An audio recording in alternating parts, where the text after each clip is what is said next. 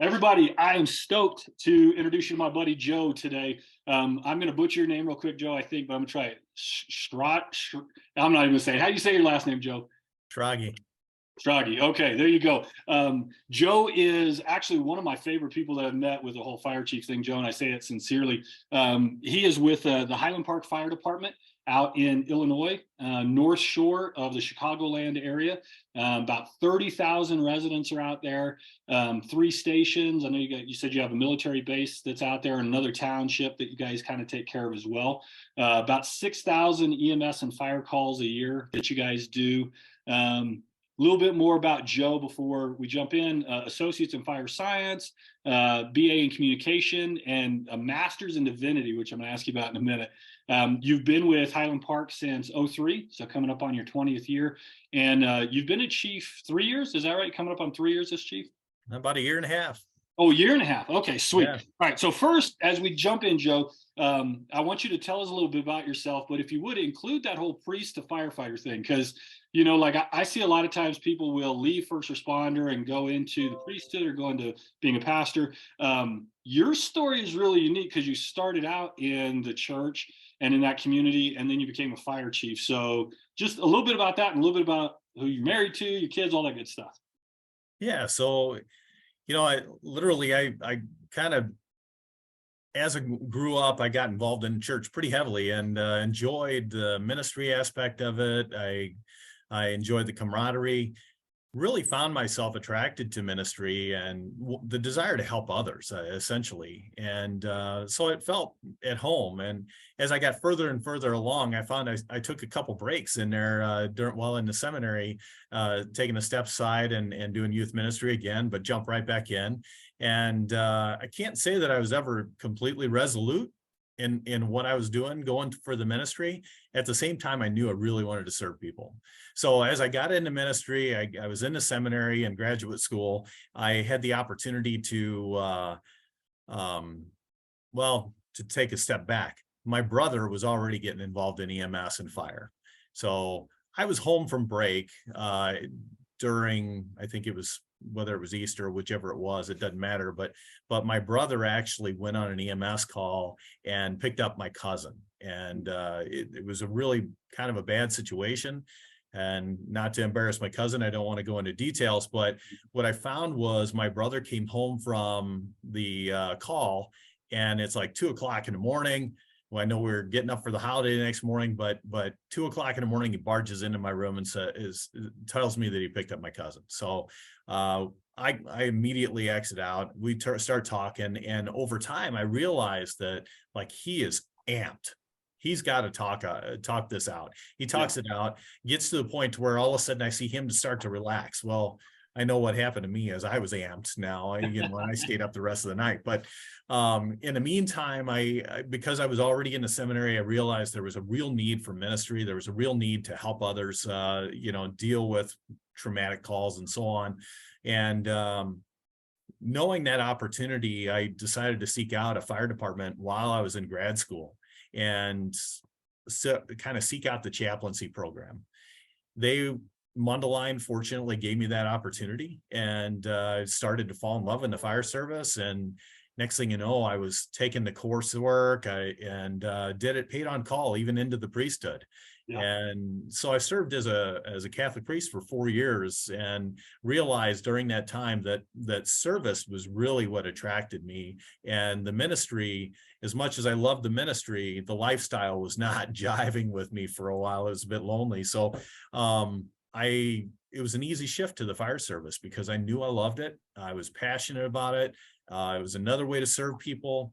And so I made a choice to leave the priesthood and immediately start testing for fire departments. Highland Park's the first one to call. And so you've been with him from the beginning all the way to fire chief as well, right? I have, yeah. That's really cool. So I think what a cool thing. My son and I were joking today on the phone about the idea of warrior priests. And like for me, when I think of David in the Bible, he's like that king and warrior at the same time. I think, man, how cool that the way that you're fulfilling kind of your call in priesthood is as a fire chief. Because I think, a lot of people would have been like, well, I'm going to go the wellness route. I'm going to go the support route. But you're like, no, dude, I want to do the thing and bring my faith with me and bring kind of the priesthood with me. I think what a cool thing for your people, man. It's got to be so neat. So tell me about wife, kids, all that good stuff. All right, so I've got two boys, 15-year-old and a 16-year-old. I've got birthdays coming up next month. Um, Growing like weeds. They're awesome kids, both really active in sports. My wife's an ER nurse and going back for a master's, going to do some teaching coming up. Nice. So it's a busy household right now, and a lot of fun watching the family continue. I bet you. What sports do your boys love? So Ben is all baseball, Okay. lives, eats, and breathes, and that's all he wants to do. He wants to play it going into college, and I think he might have a chance. So we'll see. Nice. And then Jake is a wrestler, football player, and baseball player, and I'm finding his passion seems to be more towards the wrestling side. Okay, cool. I was talking to one of your deputy chiefs the other day, or deputy chief, and he was telling me that he was an intern for the White Sox way back in the day, which I was loving, man. And I was like, "You're kidding me?" He's like, "No," he's like, "I'm a Cubs fan." He said, "But I did an internship with the White Sox, and that would cause all kinds of problems." So, well, let's jump into some of this. Tell me a little bit about what the fire service has taught you. You know, both as a firefighter, as a chief, as a person of faith. What are some of the lessons that you learned? I know when we were talking earlier, there were a couple that stood out to me: priorities and perspective, and application of home life. So you can talk about those or whatever you want, but I mean, what's it taught you personally?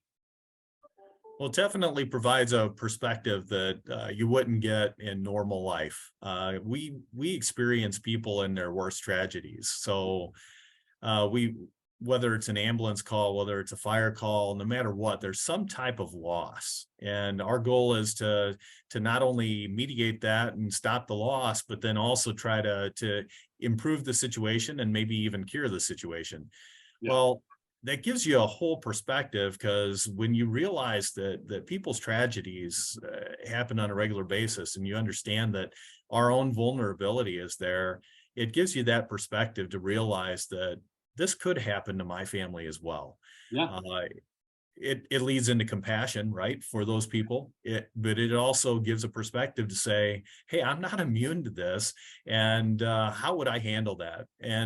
And so that perspective, purpose, that whole idea of realizing that maybe sometimes when I view an emergency in my own life that seems like it's extreme, when I really put it into perspective of the tragedies that I've seen and that in some way I've remotely experienced, I suddenly realized that a lot of those emergencies aren't really emergencies. Yeah, and what I love about you, Joe, because we've talked before, that doesn't mean you're minimizing its impact. You're just putting it in a proper perspective, right? It's not, hey, my pain doesn't matter, because I have seen some first responders go that far, because of what I've seen, I don't matter. And I'm like, that's not it. It's just putting it in proper perspective. But you have another perspective that's really unique too. You talk about, kind of one of the distinctives of the fire service is kind of the hands-on piece. Talk about that a little bit, what it's like as opposed to law enforcement, military, some of that stuff. Yeah, so I think it's in many respects easier to be a firefighter, in a sense that we truly have relationship or hands-on with the people that we serve. Whether that's an EMS call, I'm literally touching the patient to help them, right? If it's a fire call, I'm in their home or their business trying to make things better. And so there's really a connection between us and the people we serve, where maybe a police officer is warding off bad guys, right? They're going after the criminals. And so they're not necessarily having that contact with the people they're helping. They're having the contact with the people that they're trying to keep from reaching the people they're helping. Right. And the military is not much different, right? They might even be doing it across seas. So they have more of a remote experience. And when I say it's easier for a firefighter, I think that job satisfaction, that immediacy really helps us come back to work each day knowing that we're going to help somebody else. Yeah, and I love the incarnational part, the hands-on part, right? Where you're going, hey, we touch them, we're face to face with them, we see them, and that idea of entering into their home. I think, man, if that's the perspective of your officers, how cool is it when they go, hey, we're entering a home. We're not just dealing with the structure. We're not just dealing with an EMS call. I think the dignity that brings, and like you said, you can go home from that going, hey, we entered in and we did what we could. And sometimes there is closure. Sometimes it's like, hey, I asked a first responder once, I said, hey, do you follow up the calls? You follow up the calls you're on. And this one told me, he says, no, I don't. He said, it would eat me alive. He said, there's just so many. He goes, so we just try and take satisfaction where we can find it. And then we go do the next thing and the next thing. And I thought, okay, that's interesting. How about home life? I know, I've talked about that as well. And one of the things I appreciate about you as a chief is you don't use the excuse, I'm a chief, so I can't be a good dad, husband, family member. Like, you feel very called and convicted, like, hey, you're called to your house before you're even called to the fire department. So talk about that a little bit, because I appreciate that about you. Yeah, it doesn't come without its challenges, but Right. I will tell you that being a firefighter, I think, has helped me be a better father, husband, all the way around, just family member. And because I realize what it means to serve, what it means to serve your family. And as simple as things like cooking, I learned to be a much better cook in the fire service, but then also just the ability to manage that energy, spending time, right? The personal investment. There's nothing we do in our career that doesn't require a significant investment. But I would say that investment's no different at home. And so what I also find is, with that matter of going back to that perspective of the fire service, is there are times where I'm able to coach my kids in ways that I wouldn't have without that knowledge, right? You experience those tragedies in other people's lives, or you see children make bad choices, or you see just tragic things. You're going to make your house safer. You're going to go talk to your kids, and you might hug them extra long, right? To make sure that they know what you care about, and that you really truly care about them, and they are your focus. Yeah. So it's definitely improved me as a person. Yeah. What any counsel, advice for anyone in fire service, law enforcement with regard to marriage? I mean, you've got the priestly part of you, you got the fire chief part of you, you got the just you part of you. You've been married, a couple decades. What kind of advice do you have for first responders when it comes to taking care of your marriage? So I think it's important. The firehouse is not, my wife tells me, leave it at the firehouse. There's certain things to leave at the firehouse, right? Yeah. Sometimes a firehouse can turn into a fraternity, and you have to be a little careful bringing that home, that humor and so on. So my son's a cop, and he lived with us for probably the first year and a half, I think, of being a cop. And my daughter made rules. So I've got 3 adult kids, and they were all living at home at the same time. And my daughter had these rules. She said, David's my son's name. When you come home at the dinner table, no rape, no murder. And she had one other one. And it was basically like, we don't want to hear that stuff when we're eating. And so we actually had dinner rules around, leave it at the substation kind of thing. And so there are things, like I know there's times to talk and all that stuff, but I thought it was hilarious because here's my now 24-year-old daughter going, hey, here's some dinner rules, and you're not allowed to talk about these things. I thought, wow, okay, we must really be into it if she has to make rules about it. So, so talk to me a little bit about areas maybe that need attention in the fire service. And then I want to switch up to maybe some more personal stuff. I know we'll get into some stuff that are pretty big, but what are a couple areas in fire service that you go, hey, I'd like to see some growth, change, some more growth in currently? Yeah, I think there is a little bit of a leadership crisis. And when I say leadership crisis, not the fact that many of our team aren't taking leadership positions in a sense of, the informal leader, but really the formal leadership. People are quick to take the lieutenant position, even into the battalion chief position, but you start getting to those deputy chief positions. They're similar to the rest of the culture. People are hard on their leaders, and it's not, it's not that we shouldn't be held to a higher standard in these positions, but at the same time, there cannot be expected perfection, right? So there's a little bit of a challenge there, because I do worry about continued recruitment of chief officers, because there's the attraction for that. Nobody wants to be crucified, right? Right. They, Right. they, they don't want to be the one that turns around and just constantly gets battered because it doesn't matter what decision they make, it's going to be wrong, Yeah. right? Well, and we see that right now, right? In chief roles, the turnover seems, really a lot shorter than it used to. I remember, in the past, you'd be like, oh, that guy's been the chief there 15 years, 20 years. And it seems like about 3.5 years is the cycle right now in chiefs, which what I know about chiefs is going, man, that's just right when they're getting ready to start making an impact and start really being able to, get the department right where they want it. But man, we're turning them over pretty fast right now. Yeah, and it becomes an organizational crisis because if you're Right. constantly turning over chiefs, nobody's really giving you that long-term leadership and able to forward the organization like it should be. Right. So I really see it as a burden for the overall fire service, but I do see that there are ways to take care of our chiefs, and I think you're right on track with the chiefs groups that you've started, Cool. because realistically, that is a model that I experienced in seminary and into the priesthood, was that support group type of model, that peer support. And to be able to foster that into a career that maybe might have been too macho to do it before, Right. or just wasn't ready for it, it really, I think, is vision. I mean, it's a matter of really taking this in a great direction. Yeah.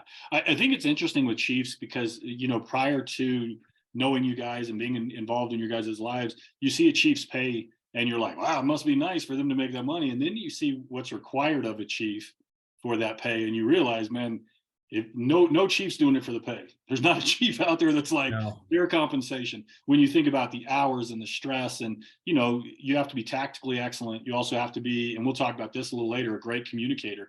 You've got to be good strategy, good with tactics, good with personnel. The amount that's expected of you guys really is stunning. And I think, from an outsider perspective, you can look and go, oh man, 6 figures to be a chief, it must be nice. And then you meet chiefs and you talk about everything that's on the table and you go, wow, you know, probably we should be talking more about CEO executive type pay and less kind of what's the next small bump from, DC to chief. But I think sometimes we're just unaware of what it takes.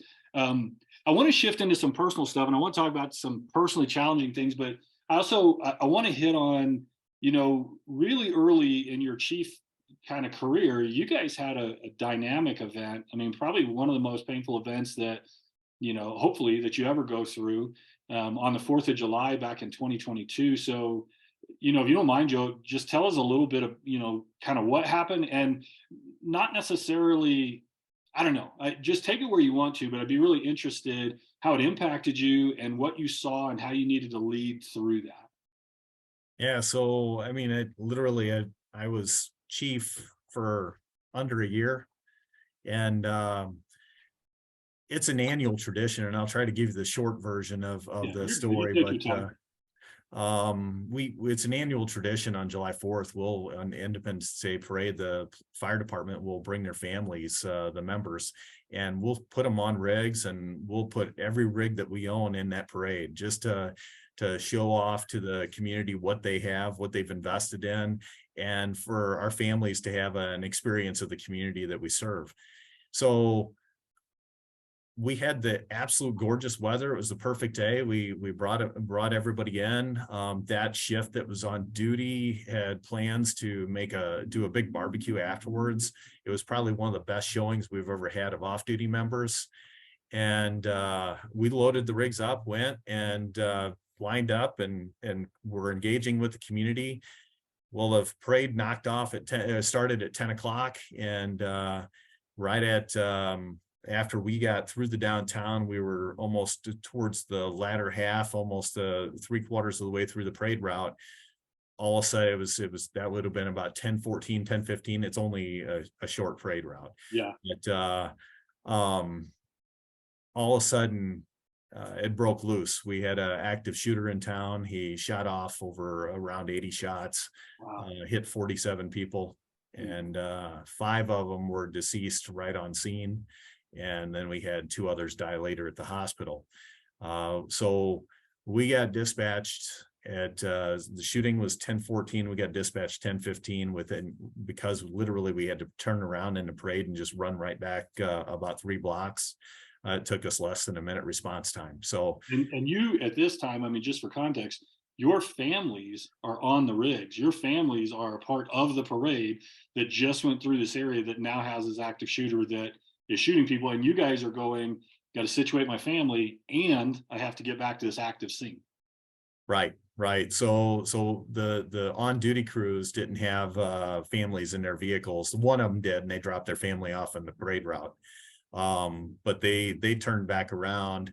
The off-duty crews made it back to station 33, which was only another block, dropped families, and then scooted right back to respond to the scene. And so it was a quick response for the 21 members that we had make it to the scene right away. But it was definitely chaos. It was a war zone. You know, when you get into fire and EMS, you don't expect to see the type of casualties and the type of wounds that you would see in war. But you know, I'm so And what proud a of our unique, department. yeah, what a They unique moment for you guys, right? Because I'm thinking, you know, as I think about my wife and kids going, okay, I'm dropping them off. They know something's not right. I'm running back. They're going, oh my goodness, you're running into that, right? Which I think is something that's a good reminder to me, is that our families that stay home, they see us run in, and there is a certain helplessness on their part where they're like, oh my goodness, you know, you guys are running into it. Okay, my family's back there, but I've got work to do here. And man, the weight of that, and how professional you guys were to just go, hey, we're going to do our job. And there was lives saved because of your guys' response time, because of your clarity of mind, because of how quickly you guys went, hey, we know exactly what to do. You're the training, all those years of training, all that leadership that's in place. There's people alive today because of what you guys did, which it stuns me when I think about, you know, all the moments that don't matter, how much they matter in that one moment. Yeah, we transported 24 patients in a matter of really less than 40 minutes. And there's no question some of those patients had less than minutes to live, you know, Right. only a few minutes to live when they hit the hospital door. But there is, I will tell you, sobering when you realize that your family could have been a victim too, you know, because that shooter was definitely on top of the roof when we were passing by. Right. And so I was driving our 1929 American LaFrance fire truck, and I was loaded up with my entire family plus several pregnant wives, because it seems Yeah. like C shift was busy during COVID. So So what do you, I mean, what were some of the takeaways for you as a chief from events like that, right? Because it's one thing to go through it, and I think that the gravity and the weight of that, yeah. But I also think, man, so what did you see? What did you go, hey, this really did prepare us well for this. Hey, here's some things that we did to take care of our officers and their families. Here's some things we're doing differently to, you know, be better prepared. I mean, talk about coming out of that. What were some of the things that you go, hey, this is what we took from it. This is how we handled it. So we've always had a pretty progressive department, or at least as long as I've been here. And our training is pretty strong, our training program. So we had 10 years of rescue task force training on active shooter type training. That really came to play along with our mass casualty plan. We really just went to work and had kind of that pit crew mentality, right? You know, we knew what everybody was doing. We Yeah. swept through the corridors. We took the calls. We didn't hesitate to make decisions. Some of that, I think, has to do with the fact that we train to the point to where we expect our members to make decisions. So, you know, if you think about a holiday, all your most senior people take the day off, right? They're home with their families, and so we only had one lieutenant was the only officer on duty that day. So everybody else was acting officers. That one lieutenant was an acting battalion chief. And the decisions that they had to make immediately were absolutely life-saving decisions. And I will tell you that our mass casualty plan, it tells you to fill out all the paperwork as far as on each one of those tags, then smart triage we didn't fill them out. We literally took care of what we needed to do, got them to the patient collection points and got them transported, got them to definitive care and the operating room. That's what they needed.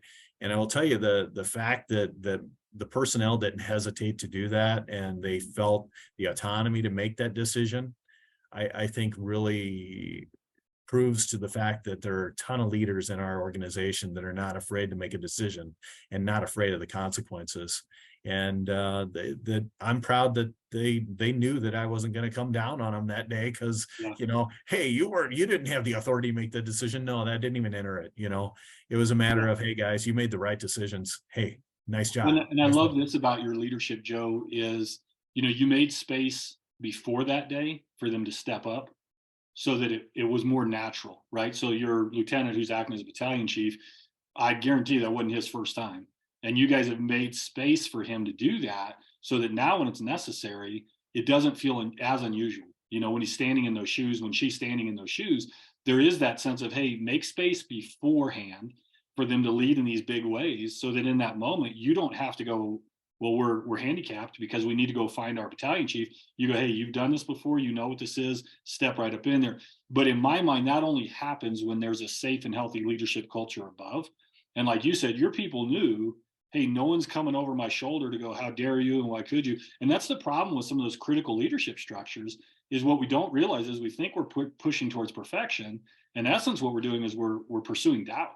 And so if you can have a healthy leadership structure where you go, hey, it's okay to play in leadership and learn, then when you need them, man, they can rise to it. And so I applaud you and the rest of your leadership team because they rose because there was space for them and they knew it was safe. And that's not always normal. I'm curious, I have a question. I want you to go back to kind of other things that you're talking about, but when you think about the community, so shots go off, EMS is called, give me some counsel. I'm a community, like I'm just a normal dude. I'm out there. I've got my, my beer hat on. I've got my bad shorts on. Woo, and all of a sudden EMS rolls up. What can I do? And what should I not do in those moments? Like what give me some counsel. Like I'm just a dude and now I see it. How can I be, the biggest blessing in that moment? Sit still, help out, run screen. Like what would you say to the community? Hey, do this in those moments. Yeah. So immediately I would say that take the Stop the Bleed course or a CPR course, right? I mean, that's going to give you some foundations to be able to help in simple ways. At the same time, also, we did have people on scene that literally said, what can I do? We enlisted people to hold pressure on wounds. We had them literally stand by a person while we went ahead and went to somebody else. There was other people that we would say, all right, grab another bystander and get this person to that corner. That's where they need to go. So that way they could get to the patient collection point. So loading the ambulances was quick and easy. So we really did put our bystanders to work. We're blessed to be a pretty affluent community. So we have a lot of doctors that live in town. Yeah. Most of them literally just ran to the ER. They went over there and expected the patient load. And so we went from a hospital, a level 2 trauma center that typically has maybe 1 to 2 docs on. They had a handful of nurses and a tech, and they expanded their staff almost immediately because all the doctors went to the hospital to help. That's awesome. So that was a big part of our success. Another part of the success was the fact that, a couple of docs and nurses were right there on scene too. Yeah. So they knew to help. Now, some of them, they're not used to trauma. So we had the docs that are doing CPR and wanting to push meds for somebody who's deceased, so, you do get some of that, but, I don't expect them. They don't experience the same type of regular calls or responses that we would normally be akin to. I love though. I think, like I hear you and I'm thinking, stop the bleed. That's a great first step. Like, hey, listen, anyone can. And that way you're at least ready enough for that. Like, hey, when you say apply pressure, what does that mean? And what do I do? And, here's a tourniquet, well, what do I do with that thing? And that stop the bleed class really is, that course, kind of a beginning point that most of us could do. It's kind of like the old CPR first aid from when we were younger, right? It's like, hey, this is a way to help in mass casualty events, whether it's traffic, whether it's some of those other things. So, and that's something, I mean, stop the bleed is something people can just can they get a hold of the fire department or a hospital, or I know that there's the Stop the Bleed website, so you can just go there and they'll tell you, here's where you can go. Is that the best way to kind of approach that? Yeah, absolutely. And then I'll take it a step further. We realized how important that bystander in our community. We have a CERT team, the Citizens Emergency Response Team. They helped as well. Having those people on scene was key for us, and we decided to go ahead and roll out Stop the Bleed for the community. I figured we can make our community even more resilient. We performed well on that day, and I've talked to people, they're like, well, do you celebrate? I said, no, we don't celebrate. We're satisfied. We're not going to celebrate the fact that people had a tragedy. We're going to be satisfied in the response that we provided that day, but we're not celebrating it. And so in that satisfaction, I really found that we did have the community helping us that day and right by our side. And why not give them the tools to even be more successful with that? So not only are we teaching the community Stop the Bleed, but we're also strategically placing stop the bleed supplies throughout the community to be able to strategically have caches of tourniquets, bandaging. Love that. So that they're equipped to actually do the thing that they've been trained to do. I think that's really. So talk to me. What are that aside? That's a big one, right? What have been some of the most challenging things for you as a firefighter in the EMS kind of community, but also as a chief? What have been some of the things you're like, wow, man, this part's been tough? Oh man, I gotta say, communication is harder than you think. I got a bachelor's degree in communication. Right? I saw that. I was like, oh man, he's great. So, I mean, radio, TV, film was my focus. And then on top of that, I've always been known to be a good communicator. So I get into the chief's position and I'm like, yeah, no problem. Right. Well, there are barriers that are in place that you don't even realize when you jump into that position, right? People see you with a different lens. Where you might have had a lot of those informal conversations before as you're coming up through the ranks and you're hanging out with them at the dinner table and you can really explain what you want to say. Suddenly now, I mean, they're hanging on to every word and it means gospel, right? It's right. This is what the chief said. It doesn't matter. There is no just loose visioning, right? Hey guys, what would you think? No, it's what you're saying is that you have to be very clear and concise of when you're asking for an opinion or trying to just flush out an idea, or if you're actually speaking definitively. And what I found is I've had to really overlap communication, whether it be email, meetings, putting a message out, you have to overlap communication so that way you get the right message out. But we used to say all the time in the organizations I led that when you're sick and tired of saying it, they probably heard it the first time, and you're like, we've said it so many times. But the other little kind of trick that we learned, because it goes to what you're saying, sometimes they don't understand what you mean by what you're saying, is we just had to ask, what did you just hear me say? Mm-hmm. Because we realized with communication, well, I just heard you said that we're getting rid of all overtime. You're like, it's not what I said. So, okay, so let's go back and let's redo it. But you hit on something that's really interesting within communication, especially for executives in any industry. Really, it does change. And no one tells you that, right? No one tells you that, hey, when you go from like a level 2 leader to a level 1, you go from being allowed to have an opinion to your opinion is now directive. And if people are unaware of that, especially early on in leadership, I think, man, you having a bachelor's in communication probably helps somewhat, but how many chiefs get in that role, go back to their buddies and go, yeah, I was thinking, and next thing you know, like there's a fire in the firehouse and you're like, where'd that come from? There's that transition when you hit that executive role that really is, hey, you better find a group of people where you can process verbally, because it's not the people you lead generally, and being able to distinguish or even say, this is not a directive time. We're just dreaming here, but that can be really hard for people. So, no, I appreciate your perspective. When I was reading some of your notes beforehand, I was like, oh man, that communication thing really stood out to me as one of those most significant things. And I think we've talked about before in some of the Chiefs groups too, the people you came up through the ranks with, there's this distinction now in relationship. And sometimes that's hard for them. Well, we were buddies and now you're the boss, and sometimes that can even be a loss that needs to be grieved, like I've lost some of my relationship and friendship. It definitely changes, and it's not the chief that changed. Right, right. No, no, right. But that role changed. And so all of a Yeah. sudden everything changes. So let's do this. We've got about 15 minutes left. And I want to talk some about the chief role. I want to give you a chance to just kind of talk as well. I want to go back to the faith piece because I think that's really cool. And you have a really neat perspective when I asked that question of you originally, where you were kind of talking about, hey, this is what I think about when I hear that faith thing. So talk to me about how faith plays a role in you as a firefighter, you as a chief. I mean, just talk about that a little bit. Well, this is a kind of an interesting way to enter the fire service coming out of the priesthood because, there's, Right. you know, it does bring a strong element of faith in there. And, even when I served as a firefighter, as a priest, and then into doing it full time, I'm not afraid to die. It's not that I'm seeking to die. I don't want to die, but having that faith perspective and knowing that to die for a greater cause actually is not a negative, right?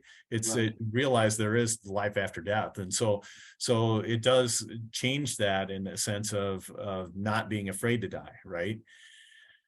So, I mean, that is a big part of being a firefighter, is knowing that you could take that risk. And I know my family unfortunately lives with that too, but it's not that I'm going to seek riskier behaviors, but definitely if I'm called to, I'm happy to do it. Yeah. Well, and then talk to me too. I know, I think I love your perspective on forgiveness and empathy and compassion. Like, you don't have to separate out, well, I'm forgiving and compassionate, empathetic, and then I go to work. Like, you bring that with you to work. How does that serve you? How does some of that idea of grace and mercy and how you see God treating you impact how you treat other people? Humanity's humanity. It's gonna, whether you're at home or at work, so recognizing people's humanity and my own humanity, Yeah. even as a chief, I'm going to make mistakes. And so do I forgive myself, right? Do I empathize with my situation? Of course I do, and then there's also with other people that work for me. If you're expecting perfection out of your people, you're never going to get it.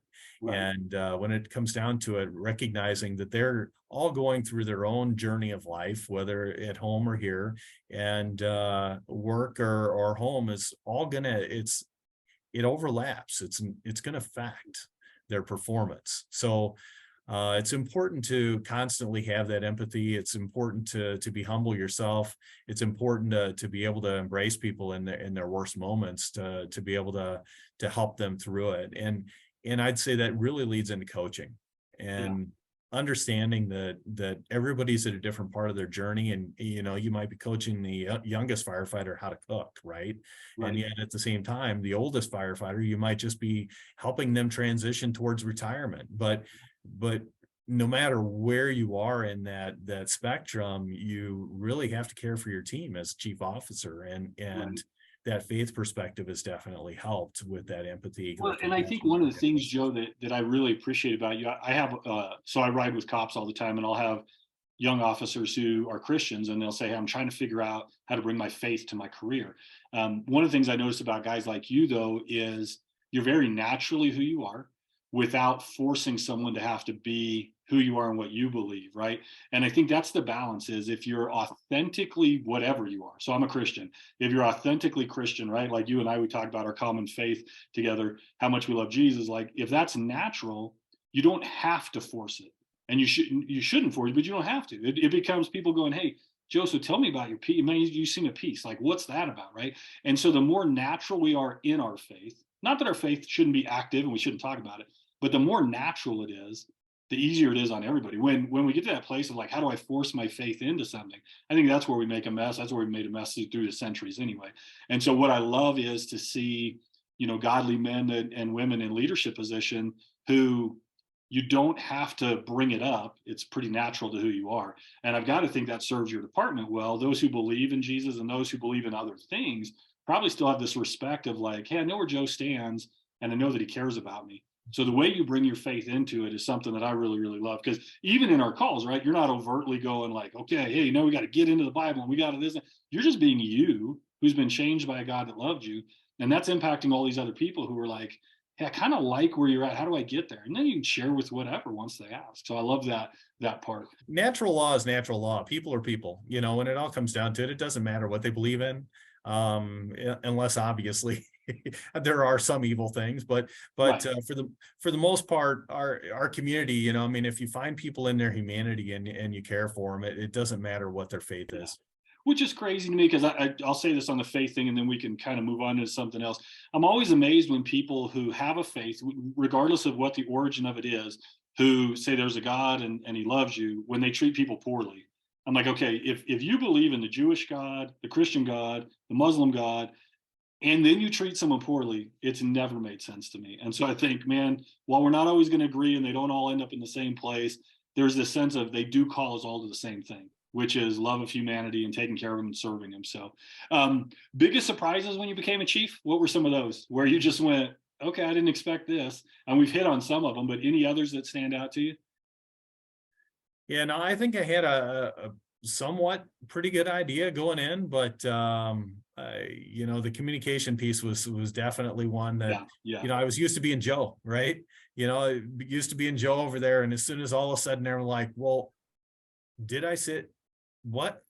I all of a sudden I'm hearing back from the folks. It's like, but you said this, and I'm like, dude, like, come talk to me. Well, Right. suddenly now all of a sudden my office became so much further from the fold, right? Yeah. That all of a sudden now they're not coming to talk, right? Not all the time. They'll darken the door occasionally, but they're not just seeking that Joe time, right? Well, in some ways, I mean, the call for leadership for us is to leave the office to go to them because there is this invisible wall that goes up the minute we hit some of these executive roles where hey, doors always open. They're like, man, I can't ascend to where, that's this view, like I can't go to where you are. So if we don't go to where they are, there's this divide. And so that idea of like, it's not enough to open the door. Like we got to be on the floor, in the kitchen, we got to be on the rig, we got to be there with them because, this idea, come to me. It's like, nah, good leaders say, I'll go to you. I'll show you that there's no barrier because I'll come to you in that. Yeah, and not being afraid to show up on a call. I mean, it's Right. it's I took a lot of during July 4th. I did show up on that call. I was there within the first 7 minutes of the incident, and realistically I was in the parade, but that camaraderie was noticed by our members. It's like you were there with us, chief. You went through this too, even though we just had a recognition ceremony, and I really projected to them on how they're true heroes, because they are. But realistically they're like, hey chief, you keep saying us, but you were there too. Right. I love that though, right? I mean, man, let another praise you, not your own lips. And so they saw your leadership.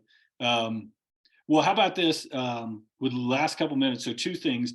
I'll ask you what's necessary you think to be a chief, and then I'm gonna give you can say anything you want at the end. You just go Bears. I don't know, whatever you want at the end is like your thing. But what do you think it takes necessary to be a chief? And in there, if you want to weave in there anything about young people that are looking, or maybe middle-aged people that are looking to enter the fire service, what do they need to do? And then just I'll call you at the end of it to just like whatever you want. So first, chief and fire service, what's necessary? Kindness, sympathy, caring, and really a motive to do what's right for the organization. It's a very selfless position. Yeah. And if you're going for the glory, if you're going for the position, if you're going for the brass on your chest, it when it all comes down to it, that means very little. You talked about salary earlier. That's not what it's about. Right. But if you truly get in there wanting to do the right thing for the right purpose, that's the key. Which is interesting, right? Because developing the soft skills along the way really just as critical as some of those tactical skills. Oh, for sure. I don't, we talked about getting your hands right on the people, right? I don't that much anymore. Most of my time spent at a keyboard, but but my team does, right? And so if I'm not giving them the tools, and when I say tools, I'm not just talking physical tools, the mental tools and the emotional tools to work through each call. If I'm not providing that for them, then realistically I've failed as chief. Yeah. So to me, it's really about preparing somebody for the day that I walk out the door. They shouldn't even flinch. It should continue on, and there's no pause, right? They know they have their job, they know what they need to do, and realistically, somebody else needs to be prepared to walk into my office and be ready to be that next leader. Yeah. And so, the best compliment I could have is somebody that says I worked myself out of a job. Yeah. Yeah. Because they're growing and you made space. I love it. So so real quick before we do the closing thing, anything else someone wants to enter fire service? What would you tell them? How do they get ready? Because I know we've talked in the Chiefs group going, hey, it used to be 5,000 people showed up for 12 jobs. And now we're like, oh man, we're trying to find these quality individuals. We don't want to lower the bar. What can people do to get ready to enter the fire service? Well, first, I really think that personality wise, I mean, be that person that wants to serve. Yeah. Don't get in it for the pay or the benefits or the pension, right? That's not what it's about. Make sure you're that person that really wants to go to work and feel satisfied in the purpose that you served. Yeah. And I think fire service is completely about purpose. And we don't really reflect our purpose unless there's a tragedy, and then people see our full purpose and we get accolades for it.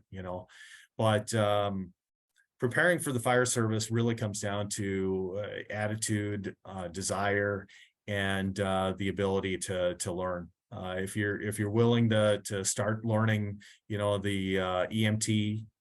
Yeah.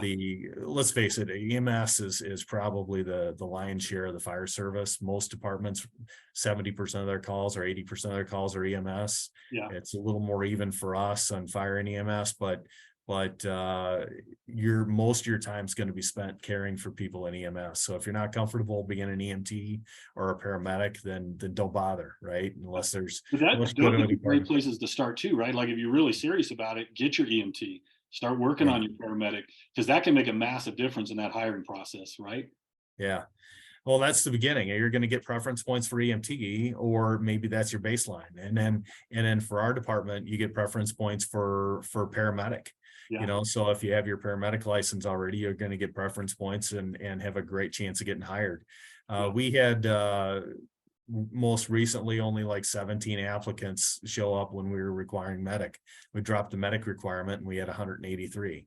So really? Oh my goodness. yeah, so it really changed. There's definitely a paramedic shortage in this country. If you want to guarantee your hire, get your paramedic license. That's good for all those people out there. They're like, oh, I don't know. It's like, hey, the fire chiefs are all saying the same thing. Like, hey, get it and let us know you got it, and we're ready for you. So let's close out this way. You could say anything you want to say. How would you want to close? Take 2-3 minutes and just kind of wrap it up for us. I will just say that the fire service has been probably one of the greatest gifts in my life overall. I'm passionate about it. I love it. It's a way to truly feel service to people. And there's no remote action. It's get your hands dirty and go. Right. So overall, both my boys are following my footsteps and heading towards the fire service. And they've seen that passion. They understand what it means to serve people. And unfortunately, even at the dinner table, they're not immune to those conversations. My wife's an ER nurse. So you can only imagine. I'll send the boys the list of rules and they can start having rules at your dinner table. Yeah. Whoever's going to be marry them someday or whatever, they're in for a treat. Be like, oh my goodness. Right. You said what? Like, I can't believe it. So yeah. Right. Well, let me say this, Joe, as we leave, and I say this with all sincerity. I love you. I think you're doing an absolutely incredible job. And the highest compliment I could give you is I think you're reflecting your father incredibly well. And I love that you can be who he called you to be as a priest or as a fire chief, and it doesn't change who you are. I think that's one of the things that serves your people the best. I look forward to hanging out with you. I'm hoping we can figure out something where we can all get together and just kind of goof off. But you're doing a good job, and I thank God that you were there on July 4th. I think your city and I think your department was absolutely served by your leadership, and I love that that moment isn't going to define you. That you guys are going, okay, hey, that is a moment. We're going to be real about it, but we're also going to have great moments. And I think that's one of the things that your leadership has provided is a future for your department. So your department, it's that won't be all it's ever defined by. And that's because of you. And I think, man, just good job and keep up the good work. Thanks, Michael. It's been a pleasure and definitely a pleasure knowing you. And you've definitely were there for me shortly after the 4th, and you don't even know what that meant. Well, good, man. I love you, buddy. I'll talk to you later.